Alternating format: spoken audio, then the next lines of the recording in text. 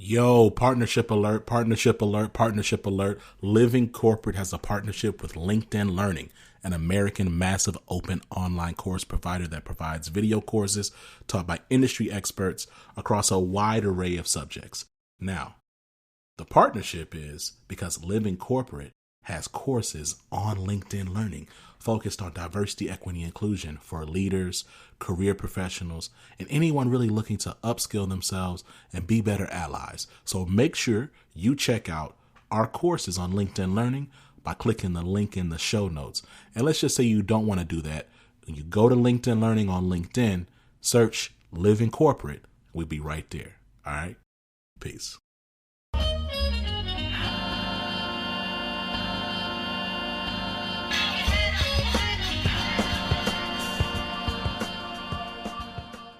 So, hey, hello, and welcome, everyone. I am your host, Vonda Page, and welcome to the group chat, and welcome to the very first edition of a new group chat show called Radical Equity. So, hey, and welcome, Radical Equity. And so, just for people who may not have seen any previous editions of the group chat, let me just do a little bit of intro and tell you how it goes and what it's about. So as I told you, I'm your host, Vonda Page. And what I like to do is I like to have conversations with smart people who get it. And the Living Corporate Network is a media network that is all about the amplification of the voices and experiences of Black and Brown people at work. And because of that, right, I get together with, like I said, smart people, thought leaders, founders, technologists, all types of business people, whether you're in, education, nonprofit, high tech, engineering, insurance, or whatever, because I'm trying to talk to professionals that are doing things that are really driving change. So anybody who knows me and knows what I'm about, I'm all about radical change and trying to really get to conversations that lead to solutions and talk to people that are really taking action to do stuff. So we on this show, just like on, Radical Change, on Radical Power, and any of the, other group chat shows, we don't have any fluff type conversations. We get down to the no BS, down to the nitty gritty. And, call things as I see them, right? I call balls and strikes.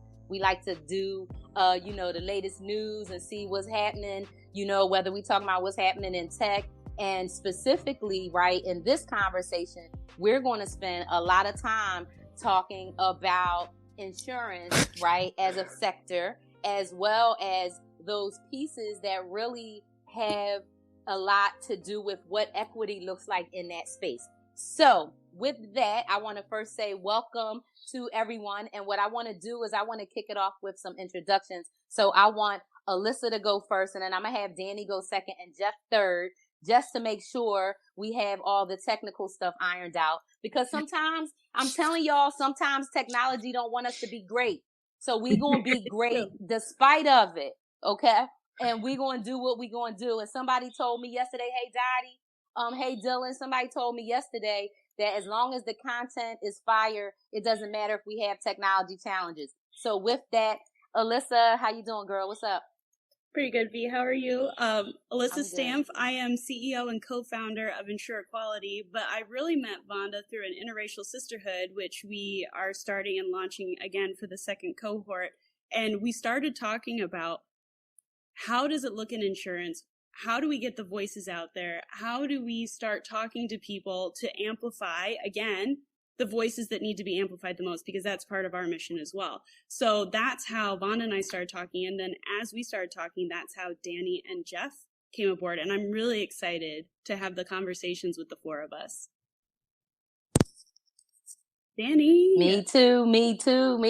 Danny. And Danny got the flavor. First of all, I have to acknowledge the glasses game, right? Because, as a fellow, spectacle wearer, the glasses game is on point, right along with them eyebrows, I just had to say. So take it away. Tell everybody about you. That's what I'm just saying. I'm just saying. Bless you, because I took an extra 5 to 10 minutes in the mirror this morning because I knew I was going to be on with you guys. So I'm Daniel. I'm I hold many titles. I'm the executive vice president of marketing and sales for an insane women-led insurtech consulting firm. We're based all over the country. I live in San Diego. I also am the co-founder of Insure Equality, which is the nonprofit that Alyssa and I started together. We met through, I'll just say, be honest, Alyssa and I met through an anti-sexism rant on LinkedIn, Yes. where Jeff is king in this realm. Like, he is the actual prince of LinkedIn. So I'm really happy It's true. for Jeff to be on this. But yeah, I'm super excited to be here. I'm super excited to talk. I wear a lot of different hats in the sense of like diversity. I'm a foster father. I'm Mexican. I'm gay. I'm vegan. I'm Jewish. I check a lot of these boxes. So I just want to hang out. You just said everything that just made me happy. I'm like, we need to be hanging out. There was a comedian, and I can't remember who it was, but it was like years ago. And it was a gay guy, and he was on stage, and he's like, if you don't have no black women friends, like, what kind of life you leading? Like, you should be a person that black women want to hang out. And then it was talking, I'm all like, we hanging out. And I'm just thinking about how much does it cost to get a flight to San Diego? Going to see February. But it's let's do it. The taco is the best. Once you have it there, you never go back. In San Diego? Yes. Let's go. Like the street tacos in San Diego. Like, once you experience that, your whole life is messed up. Good to know. Well, I'm down. So intro yourself, Jeff, now that you've talked about tacos. So first of all, I'm the guy that brought up San Diego street tacos. If you never experienced it, when you go to San Diego, don't go anywhere else. Find a little mom and pop street taco, and your whole life is going to be blown. I've been in insurance probably 10 years now, on the captive agency side for 8. And the last 2 years, co-founded 2 companies in the insurtech space. And one is on the distribution side, one is on the lead generation side. And it's an exciting space to be in. And I met Alyssa a couple of weeks ago, and it was like, love at first sight, right? We start talking, and then, now I'm on this podcast with y'all, so it's a pleasure to be here, Well, welcome. I'm so glad. I'm super happy. I can't wait to have this conversation. And so, what I really want to do, for those of you who are familiar with me, familiar with Radical Change, I like to always, in the beginning of a conversation in a topic, I want to kind of go back, and I want to give people some foundational knowledge, some foundational understanding, and things like that. And a lot of, when we think about anything that we know right now today in 2022, everything has roots, everything has history, everything has background, right? Everything starts from somewhere.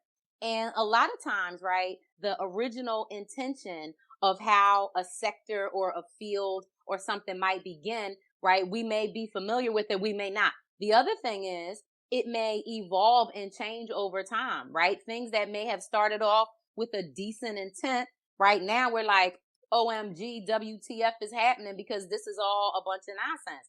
And so me, myself, having gone through I'm in the process of a whole insurance kind of situation with a whole homeowner situation. This is really good and timely. And I feel like, it's going to be, educational. But even before we get to that, let's just kind of talk about the history of the insurance sector, because we're going to be talking about equity and what that looks like. But let's just talk about, when we say insurance, let's talk about what are we talking about in the biggest kind of categories. And then we can, get into it. Because, Jeff, you were saying some things, distribution, this kind of side, and that was kind of more jargony. So let's start with some foundation, and then we can get into it. So Sure. Whoever wants to jump in, maybe E, you go first. I can start. Give, the foundation, and then let's just get into it. Now, it really depends on how far back you want to go, because if you think about insurance in the way that we think about it now, it's to protect or indemnify somebody for a loss. And there's first evidence of this back to Hammurabi Code. But when you first start to see it fixed with, when you first start to see it in the manifestation it is now, or closer to it, it's with marine insurance. And with that, and I know that this is what you're hinting at, Vonda, there's a deeper, darker side of insurance where insurance actually played a role in the slave trade of enslaved people. So we have a history that goes way back that has its hands in things that we need to take account for and talk about. Wow, Yeah. that's how we started off. Yeah, Yeah, listen, we're yo, going. Jeff, I don't mess around. You haven't watched none of my replays. I am man. gonna You got to take know, another I don't sip mess of around. coffee right now. You take a Prepare. sip. You can take a sip. We can all get a little hydrated on that one. But it just goes to show that, like, this, I think this is something Danny and I have talked a lot about. For a centuries-old industry, it's very unlikely that we haven't messed up some stuff. I mean, let's be honest. So we're kind of taking a look at it from the standpoint of, how do we take account for our past? How do we rectify where we're at now? And how do we move forward? And I think that's kind of where the conversation has to start, is like, okay, so let's acknowledge where we came from and let's figure out where we are now so that we don't have to do this again. Danny, weigh in. I mean, so funny for me, like, so I don't have a different perspective. I have a different view coming into the conversation because I did not come from the world of insurance. I come from a world of banking, finance, and in fintech, right? So finance and insurance, they've always kind of been like kissing cousins to a degree, right? And I've seen, in my experience working in finance and working in banking and working in fintech, there is heavy regulation, and I mean cultural regulation around what finances have done in the past. Like the Community Reinvestment Act started in 1974. Check that, Google it, whatever. But it's like, if you work for a financial institution that does banking, by law, your company has to meet a certain amount of hours given back to impoverished areas or underprivileged areas because of redlining that happened a lot during the 30s, the 40s, and the 50s and the 60s. So culturally, finance found a way where they're like, okay, guys, you're hurting America, you're redlining. Thank 1977. Thank you. Right there. It was a hard line in industry. It was a hard line in regulation that kind of made everybody think of practices in a completely different way and the way they engaged it. Now, you're talking about how we literally there was literal insurance on people, on boats, and we don't have one law, one regulation, one note of iota for culture to kind of not stop this coming through. That is, I can't say that we have the ability to change regulation right now, but I mean, maybe that's a direction where most people should go, because in, finance and whatnot, I mean, it's pretty parallel. I think it's crazy. So, I mean, I think that's an extremely important point to talk about a little bit, right? Because when the history of something, however it started, right? The history of it plays a very significant role on how it's played out, how it's enacted, and the impact on it today. So, Jeff, you were saying when you were doing your introduction how you had some different components, right, of insurance sector experience. So now, right, kind of take, what Alyssa and what Daniel were talking about, that historical piece, right, and maybe frame it a little bit for us to help understand the state of it today, right? So as a layperson, right, for me not having that background, right, what is it that I need to understand about the insurance sector, the history of it, and how that kind of plays out today? So I grew up in the 90s. I came here as an immigrant, and I grew up in the 90s. So wait, back up before a second. Sure. Meaning you were a teenager in the 90s or a kid in the 90s? Well, teenager. I came here when I was 11, so almost teen. So I grew up on a group of music called Wu-Tang Clan. And during the Wu-Tang era, we had a song called Cream, which stands for Cash Rules Everything Around Me. Right? So that used to play a huge factor back in the day when, there's a thing called The Three Rules by Robert Kiyosaki, Rich Dad, Poor Dad. He who holds the sword, make the rule. He who hold the gold, write the rule. He hold the mirror, reflection on the mirror, know yourself, knows the rule, and knows how to play with the rules.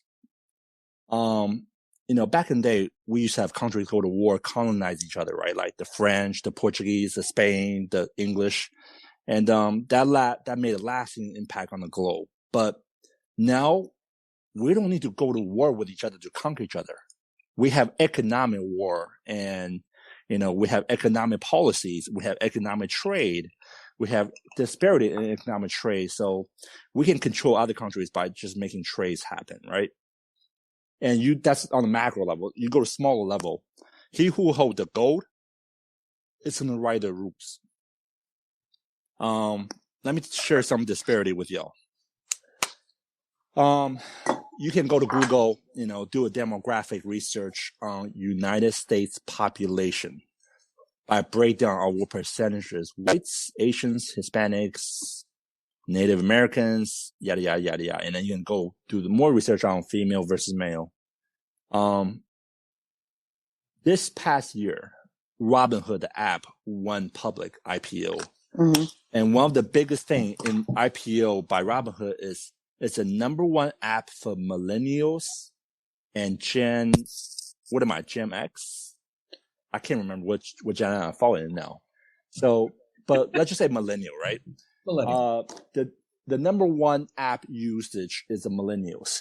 And here's the statistics I pulled up because I done my research for this panel. In the next 25 years, as much as $68 trillion from 45 million U.S. households will be passed down. That's the people who don't necessarily have the money right now, but their pop, their mom, their grandpa is going to pass the money down. And the velocity of money is so different. So back in the 1940s, if I pass $100 down, I might make another $100 at best in the next 10 years. But right now, you see Bitcoins, cryptos, Solana and, Ethereum, they grew by 800 to 9,000% in 1 year, right? Yep. And then you have home ownership in the United States drastically changing with the cost of homes going up significantly because our buying power is going down due to 7% inflation. So the commodity rising at a fast level as ever before. Shortage of labor, cost of materials, steel, aluminum, all that stuff.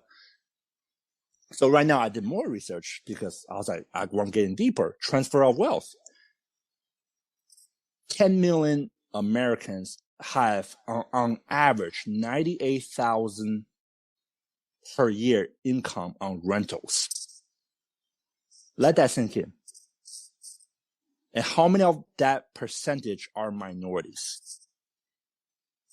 Let that sink in. And then average landlord in America have 3 properties. There's over 17 million landlords in America, and they own 22.7 million rental units. So what I'm getting at is how many of those 17 million percent, what do you think the diversity of women and minorities will be that 17 million? I did a little bit deeper dive. Surprisingly, I was shocked by the statistics. 43% are women who are landlords. Oh, nice. Right. I was not expecting that. It shouldn't be, nice, but that's nice to know. Yeah, that's surprising. And, we're talking about like some of the really messed up numbers in America, and some of those really messed up numbers may be Native American, how their success in poverty is. and also Black women in America. There was statistics I watched. The Wire is an old show. Like my wife and I were watching it, and it was like 1 out of 4 Black women in America will experience marriage. They will go through a wedding. So that means 3 out of 4 are single mom their entire life, or single woman, right? So single mom, single woman, 2 separate things. But, you got to get to the next level of wealth. And, real estate has been one of the most stable hedge against inflation in our lifetime.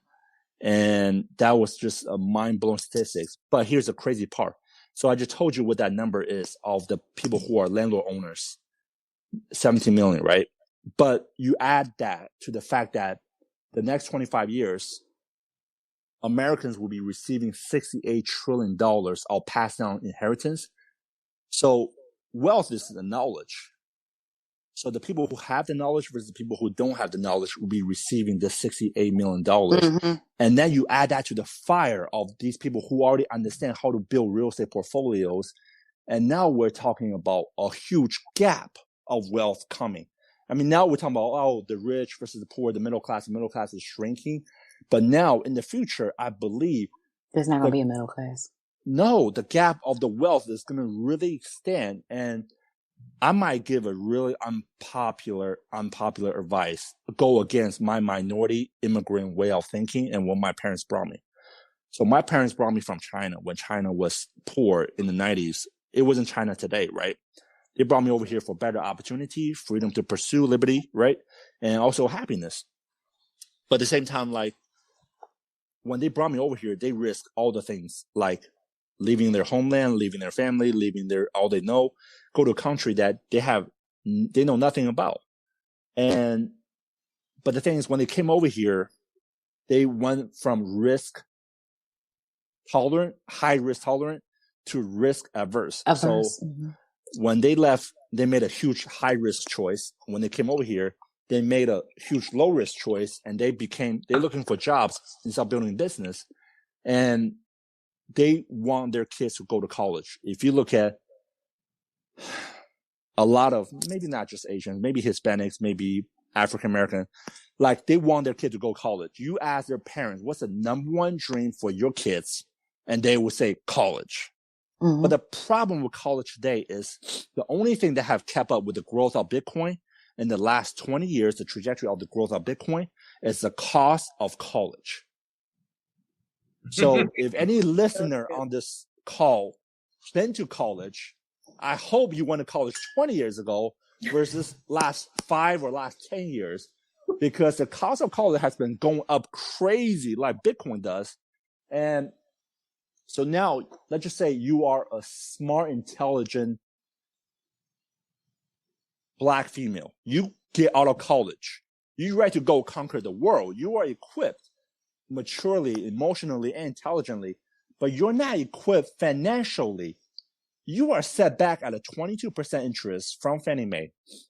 Just look at the difference of if I want to go apply for a $100,000 college loan versus a $10,000 business loan. Look at how big disparity it is to get either one. One becomes super easy. Like, that is a new financial handcuff. We talk about slavery. I mean, you open a call with slavery. The new slavery is called interest rate. Yes, it is. Fannie Mae. Fannie Mae is the biggest slave. Ooh, I might be careful what I say next. You are right. I'll leave that. I'll leave that because I don't know. There's so much there, Jeff. Right. There's a lot there. But that's the financial handcuff is through debt system. And you guys ever watch Matrix? Matrix was a show that I grew up with. They came back with a remake, but one's always the ish to me. When he was unplugged, I came out of the movie theater. I said, I want to be unplugged, right? So at the end of the day, when they find a way to unplug us from the ships and put us in the cotton field where Chinese immigrants came over here, where cheap labor on the railroads. Yep. They plug it into the railroads. But at the end of the day, the new financial system have no recognition of color, no recognition of race, no recognition of nationality. It just have recognition of who's plugged and who's unplugged. That's right. But the problem is the whole African American, Hispanic, and Asian community, or even single mom communities that I didn't make it, but I want my children to make it. If I didn't go to college and I didn't reach that financial goal, my thinking of how my children is going to receive and reach the financial goal that I didn't reach is the pathway through college. But the minute you go through that blue pill, you take that easy blue pill, the easy $100,000 college grant, you will now strap yourself to 22 years, 25 years, 30 years of 22% interest. And you always will be employee, because if you want to be an employer and go start a business or go get grants, go get whatever, you need access to capital. And when you have $150,000 debt, it's going to be hard to get access to capital. And SBAs, small business loan, they have so many programs for veterans, minorities, lower income areas, women. But how many of us know, first of all, do you think our parents know, hey, go get SBA loan, you want to open business? So most Asians I know, they play within their little community of church they go to, friends that they have, they borrow each other at high interest loan, and they use their own money, right? When you use your own money, you are 100% capital at stake. But if you're using government given SBA loan, you put down 10%. The government going to give you 90% of that starting capital. How many of us know these programs exist? So I chat with, before I came on the show, before Alyssa and Bonnie invited me to the show, I chatted with like 3 of my SBA lenders. And for the record, they're all white. And I chatted with them, hey, do you guys do things like diversity, like minorities, veterans, and women lending? They're like, we would love to do that. We don't get enough incentives from the government to do more, but there's program out there. We would love to do more. But the problem is nobody is applying. When you're 28 years old, you have $180,000 student debt, and your credit score is 640. How encouraged would you get to apply? I think it goes back to what you're saying, Jeff, about how much debt you have to take on to go to school. I mean, as one of the 2 millennials on this panel, I can attest that I still have student debt. And it goes also with what Jeff is saying about the rental market. So it's not just that you can't start a business, you also can't buy a home. And then I also want to tie that into what Danny was saying about fintechs and redlining, because that absolutely still exists in insurance today. Now, in a different manner, but it still exists, because it is probably a lot easier for a landlord with a chunk of properties to insure them at a cheaper rate by each one than it would be for someone to insure it by themselves or on their own. And you can see this if you try to go get insurance somewhere, and if you accidentally enter the wrong date and then, or the wrong address, and then enter the right address, how much that can actually shift. So these are things that we need to be talking about, and Jeff was smart to bring it up, because the debt crisis is really what's propelling this forward. And then, as he said, as this money gets passed down, that gap's going to go.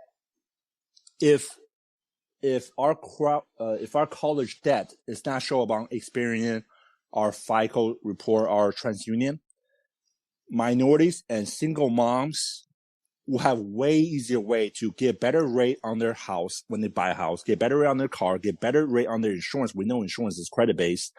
Get better rate potentially to finance of SBA loans, get startup capital to open whatever business they want to open, and also obtain home ownership, right? We see home ownership in California go up, like San Diego, like double the last 2 years, right? And then like California is already crazy, right? So just imagine, like now you're saturated with equities, right? You are rich through the growth of our real estate market. You can benefit from it. But the problem is, if you had that saturated college debt on top of you, guess what? You are not going to be able to get that home or get those second home, third home, fourth home rental properties, because it's ruining your credit score, right? So I just want to bring a factor that a lot of us might not really think about. There's a lot of things socially that's affecting minorities and women in the job field, how you guys can climb corporate ladders, right? But guess what? Everybody have access to MLS. Everybody have access to Redfin, Zillow. And you know what? These realtors, they take anybody's money. Money is green. Money had no color. But they can't take your money if you don't get access to the leverage of capital, if that makes sense. Yeah. And you know, in my opinion, like, how do we change cultures? And interesting fact, Hispanics and Asians are the fastest growing population in the United States. One is 81% for Asians and 76% for Hispanics. This is 2020 census. And in the Asian household, they're averaging 2.2 children per household. White and blacks are actually decreasing in population size, which is really alarming by like a massive alarming rate, 1.6% children per household. And so as we go in the next 10, 20 years, as America keep on changing, we have to change how we view college, because if college is going to set our children and our grandchildren back by so far, just imagine when these $68 trillion get passed down in the next 25 years to these 45 million households, how that continue to change the gap of our society. I love our society to be more diverse, more mixed, and more middle class, right? Because that's how we obtain a stable country. Yeah. What were you going to say, Danny? You were going to say? Jeff is blowing my mind. And then there's certain things that I forget, that insurance and finance are like, they are literally kissing cousins. Because if you really think about it, credit is the one thing that was supposed to help give everybody that nice little equal playing field. It's like, oh, there's no racial bias in credit, right? Except for how you learn it. And then I remember credit has only been around since 1989. It has not been around for 50, 40 years. It's still a fresh concept in the American society. Yep. And then you think about, I remember I used to work for Capital One, and I was a part of a study that did things that were like, why aren't, I'm not here for repping Capital One or anything, but like, there's no initial deposit, there's no, overdraft fees, none of that, right? And I'm like, why aren't we getting the deposits from like minority groups, or like who live in the rougher areas or something like that? And the study come to find out that there's no transparency in banking or no transparency in insurance. A lot more people will go down the street to the check cashing place because they have a list on their wall saying that they will cash your check for a fee of $5, and they'll pay that fee because it's transparent, versus a bank who says there's no overdraft fee. And then there's an overdraft fee. Like, it's super illegal. And insurance is almost on the exact same ballpark, where I was talking to the CEO who, Alyssa, you and I both know his name is Chris, right? Chris is opening up. He's opening his own. Like, the only parallel I can think of is Buddy Insurance, where Buddy Insurance gives you the ability to buy a really cheap, on the spot personal line insurance policy for like me and my kids. We live in California, so like we'll go to the beach surfing in the morning and go skiing at night. Yes, humble brag, I know, but I want to be able to insure my bikes. I want to insure my surfboards. I want to insure all the equipment that I'm going to go snowboarding in. And Buddy Insurance it was really easy. $25. It covers everything for the entire day. It's bite size and it's transparent, and it is what it is. And it allows people to kind of understand that insurance is kind of there to protect you, versus the perspective of, like, at least my parents are Mexican. My mom is white. But my dad's Mexican, right? And in the same time, we never really had insurance. We had insurance because we had to by legally, but we never, like, if a car got into a situation, we didn't claim it because we felt like we were being victimized, and sometimes we were. Or the fact that minorities, if you want to talk about generational wealth, get you a life insurance policy. You may not reap the benefits, but your children will have instant 100%. generational wealth. Like, it's insane that we don't have life insurance policies beyond, for minorities and whatnot. So those are so many different opportunities, but nobody would know that unless they had the education. So let's go back. I mean, I think you need to say more about this, this Buddy Insurance, and maybe put some links in the chat, right, for people, because, like, I don't want to just talk about, options and things that are out there. I want to make sure that people can have, additional resources, right? So if this is an area where particularly, Jeff, a lot of the stuff that you were talking about, right, around, SBA loans and these kind of things and different types of insurance or making sure that people have access to the resources where the information can be found, right? So that's the key, because that's where, knowledge is power, right? And you talked about, do you have the gold? Do you have the mirror, right? And we know that cream is the rule of the world. So that's what it is. So we need to make sure that people have, for life, Wu-Tang, we need to make sure that people have the information, right, that they need. So yeah. So, okay, great. We got that link in there. All right. So now, let's talk a little bit about Insure Equality, and let's talk, about the mission and, how did you say this, we need to make a whole ass company to do this work? How did you get to that, that place? And then let's get into the vision and the work itself. Thanks, Vonda. Yes. So as Danny said, we met through a sexist rant on Facebook, and I'll let Danny talk about that because I think that's key. And we both were kind of going through our moments where we were recognizing the disparities that different people faced within the industry. And it's always been on the face and always been on the nose. If you are outside of the industry or even tangentially connected to it, you recognize the makeup of it. It's about equal parts men and women, but that's not represented in the leadership. And if you take a look at it from the whole, I think there's like 20% non-white people represented in the industry as of 2020 numbers.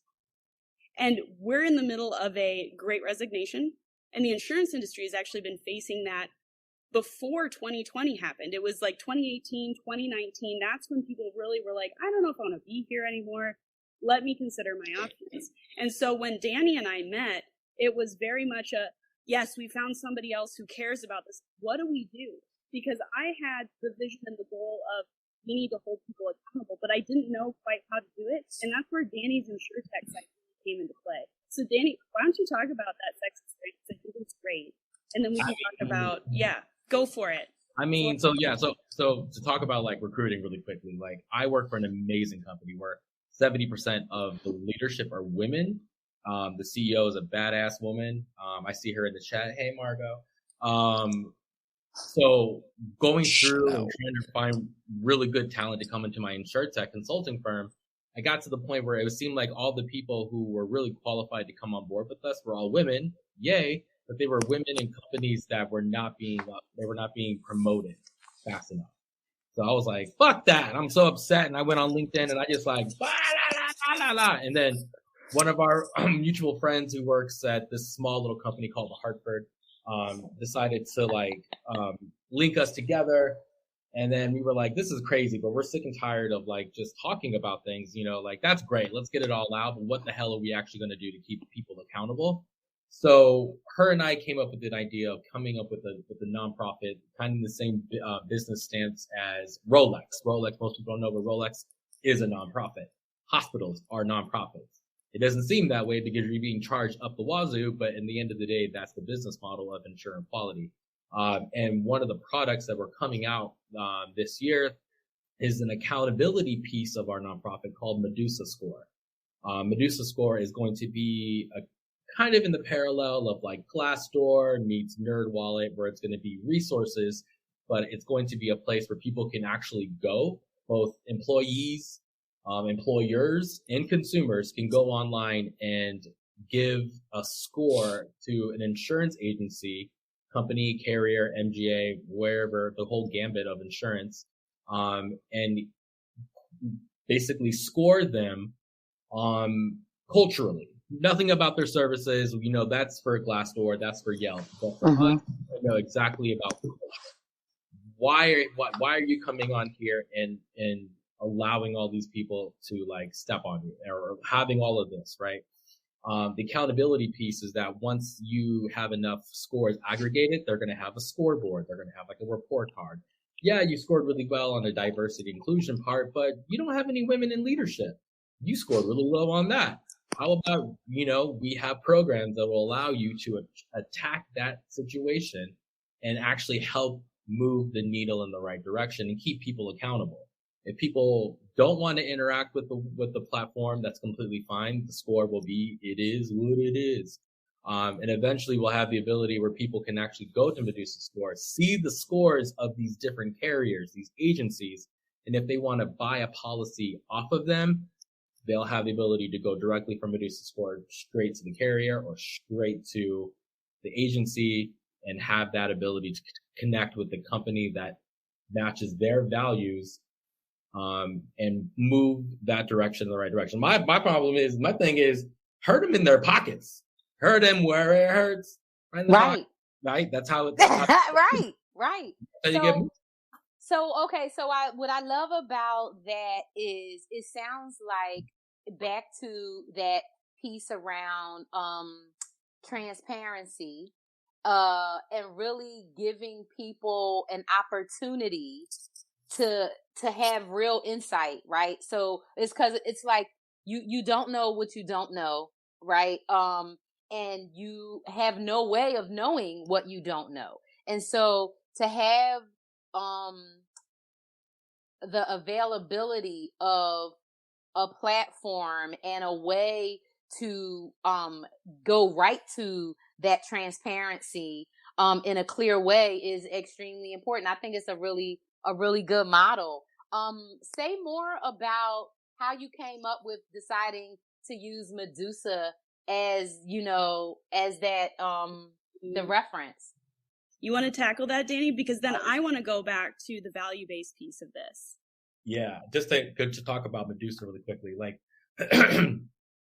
so not to brag, but I like to vacation in Italy and whatever. And when I love that. I mean, so when I'm ready to go, you can give me all the places to go to. I mean, relatable, right? Like when you need to get away, go to Verona. Not a biggie. Okay. So I went there with my husband a couple of years ago, and I was walking by a tourist group, and they stopped right in front of this house that had a giant symbol of Medusa on the door. And the lady who was giving the talk was talking about like how Medusa back in the day would be a symbol for safe haven for people for women, for men, for children, for prostitutes. It was a sign of protection and a sign of making sure that this is a safe place for you to go. And then and Alyssa and I were sitting there drinking our wine as we usually do, coming across the idea of like, Medusa was wrong. Like she got raped and then she got put on and then she, oh, no. She was legitimately blessed because now she is a symbol of protection. And if you read the stories of Medusa, she only turned people who were bad people into stone, but not everyone who looked at her. So there was a misconception. So I'm like, I want to weave that into the fabric of keeping accountability. Medusa will get you if you let her. I love that. And Dottie was agreeing with you around that too. And Allie had put a comment in the chat about companies, they all say they on these bandwagons, all right, and they have these marketing. I mean, okay, we are 24 days away from the first day of Black History Month. We want to see all these damn companies with all their lies and nonsense. And in the meanwhile, how about the article just came out yesterday? Microsoft, was it Microsoft or Google? I don't even remember because it doesn't matter. One of them. It was Google. Just awarded they top 4 executives all this extra money or whatever. Meanwhile, they told the employees they can't even get cost of living inflation. But the streets, right? The streets talk back, right? So right now, Apple, Microsoft, Facebook is rating Google's employees.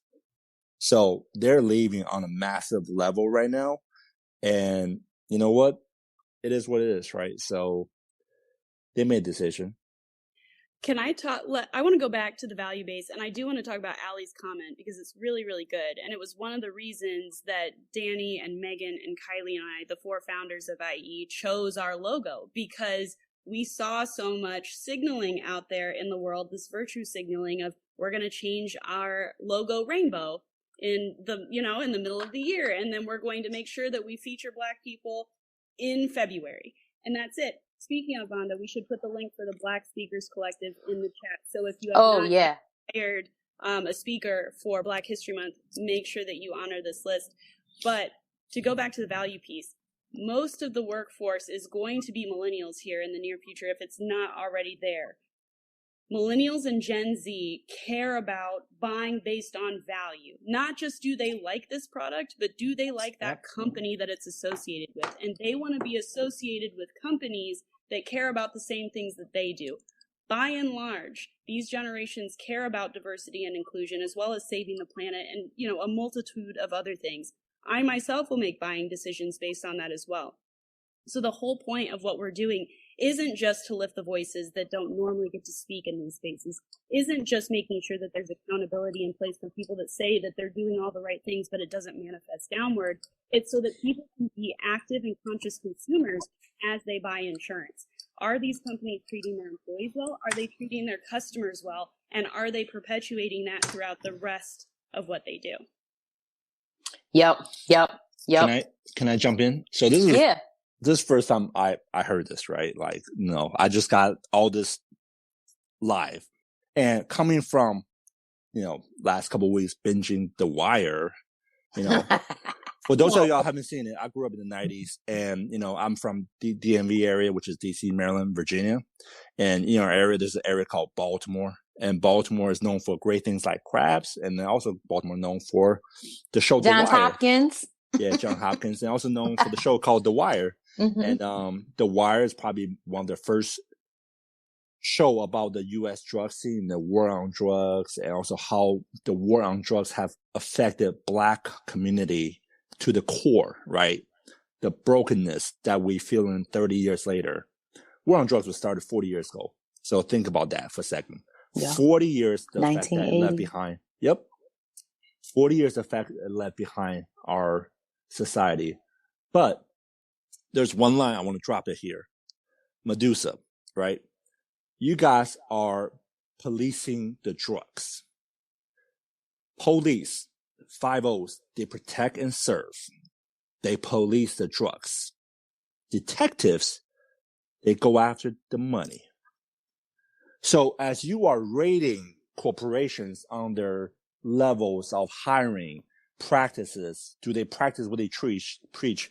Do they follow their campaigns of we hire minorities, women, immigrants, veterans, right? If they say they hire veterans, are you really doing it? If they say they hire women, are they really doing it? What's your leadership score on minorities, women, veterans, whatever? But there's a whole other side to this if you want to make real change. And that's the next level, take it up another level. And that's a challenging level because now you're messing with the money. Mm-hmm. You want to fuck with the man. You got to fuck with the money.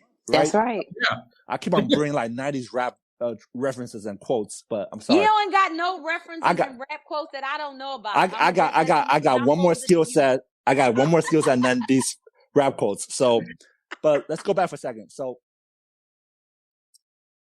SBA is broken down by thousands of banks in America, from Wells Fargo, JP Morgan, the top big ones, Bank of America, to local community banks like credit union, like Jacksonville Credit Union, right? So and then you have middle guys, right, who specialize in SBA loans. They target any small business.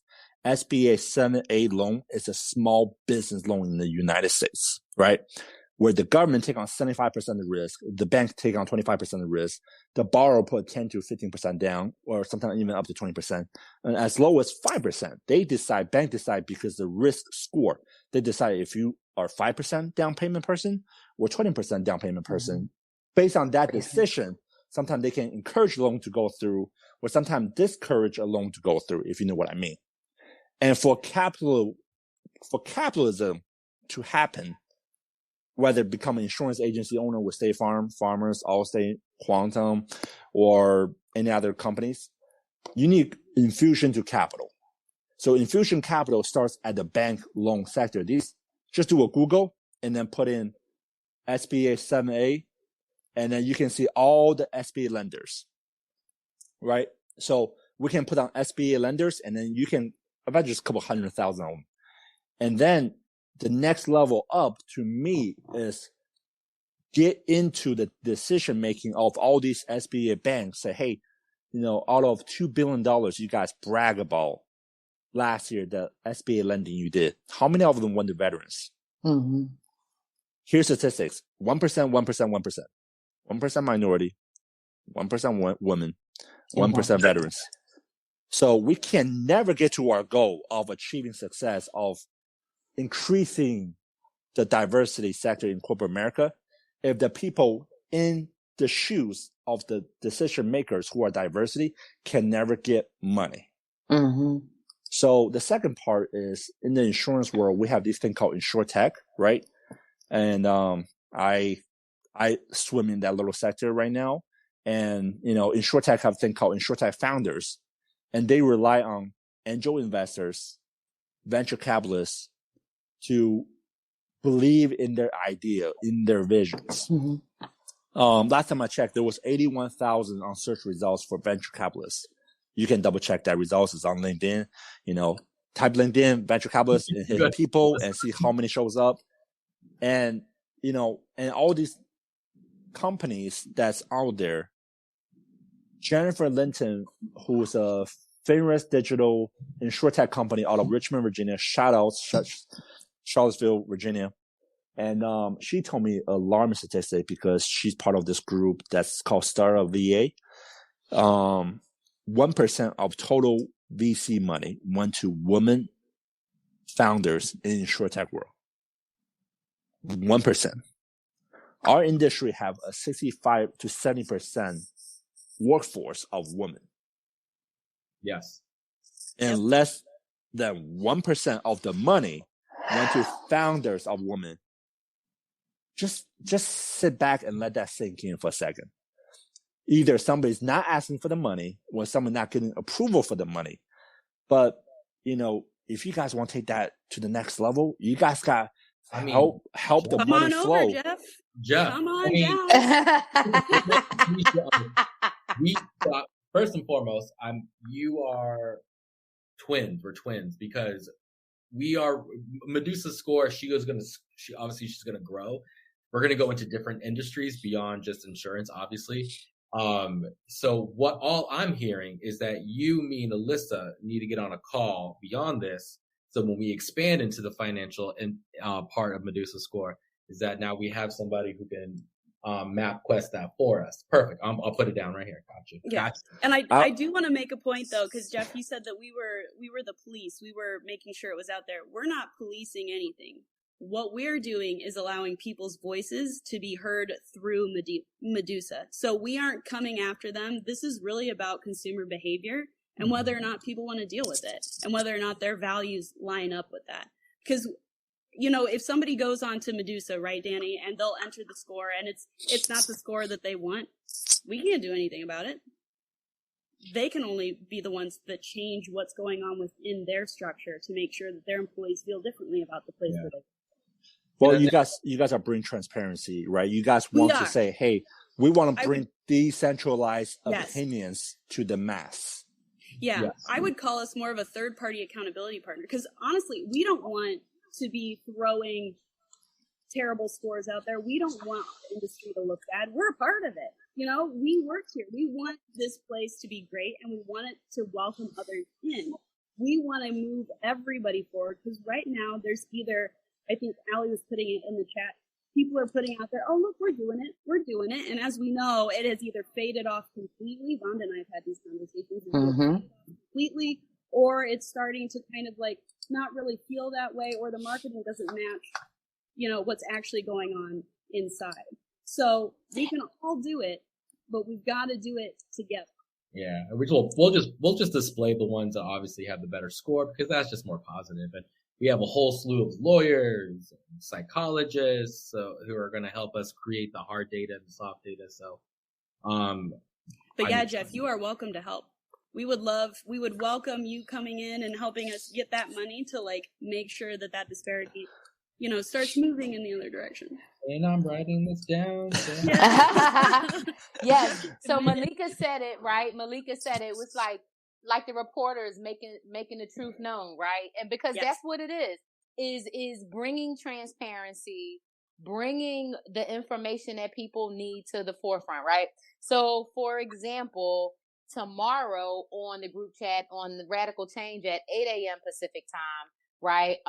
We're going to be talking with Jackie Abram again, who wrote Hush Money, the Hush Money book series, Hush Money, and Hush Money 2.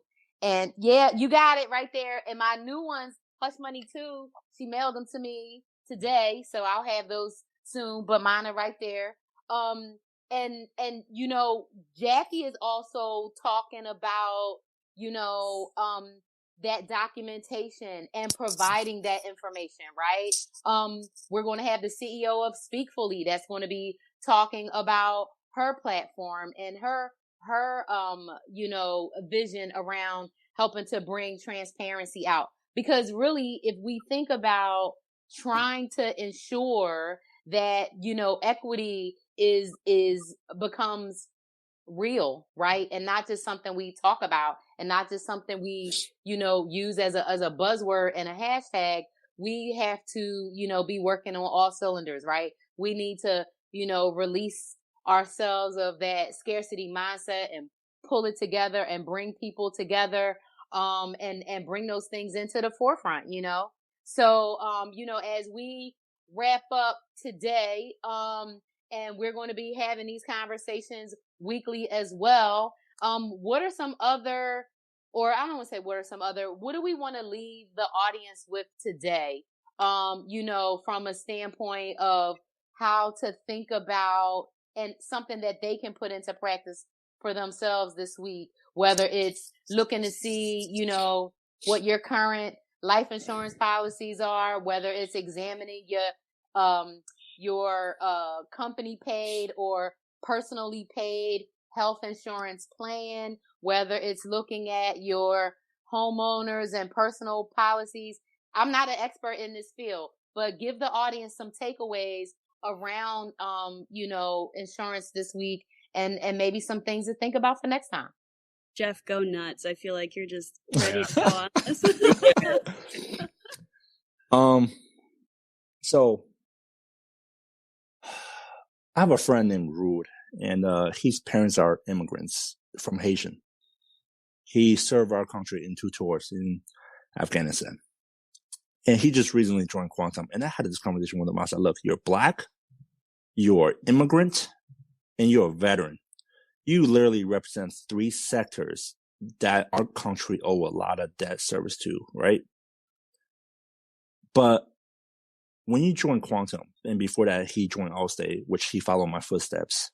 And he literally just reached me out there in the internet world, find me on Facebook.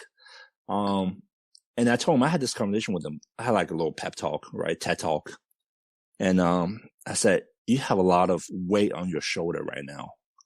Like when Jeremy Lin decided to pick up a basketball and check in that game playing for the Knicks, the Linsanity era begun. He was destroying a myth, right? About Asians are not athletes. Asians can't dribble a ball. Asians cannot be successful in NBA. And then I had the same conversation with Ruud. I said, hey, look, there's like 3% of us in the financial industry that look like you and me. We got to be successful. We got to be successful once the people that we touch, the people who look like us, who are our community, we got to put them in a better place. So a tragic strike them, like an accident, like a house on fire, like someone passed away, that they have a financial means to continue tomorrow, that their tragic did not determine their life. The tragedy did not determine their next generation or the following generation's footsteps. So that's our social responsibility number 1. Social responsibility number 2 is to inspire. When you have a Black man in San Antonio have a respectable, successful, well-practiced financial office, financial agency, you are going to inspire the other 16-year-old, 15-year-old who coming up say, hey, you know what? Do I have to go to college? Do I have to go to college for 5 years and get $150,000 or I don't know, $300,000 debt, right? To be able to hold a $80,000 job a year. Mm-hmm. So I told him, I was like, look, what we're doing is transparent. It's transcending a neighborhood, it's transcending a culture right now. So you have a social responsibility to be successful. And whenever you get tired, think about those social responsibilities and then let it keep on pushing forward. That's my TED Talk. And I'm glad we came to it. That was great. That was great. So, hey, we wrapping up on the hour now. So I'm going to, let us all say goodbye. But I just have to say, this was a great premiere episode. The group chat, Radical Equity. I think we did the thing. Dottie, Malika, everybody, Allie, thanks so much for joining. Dylan, hey, keep on shouting us out. And we will see you next time. Thanks, everybody. Thank you. Bye, guys. Bye.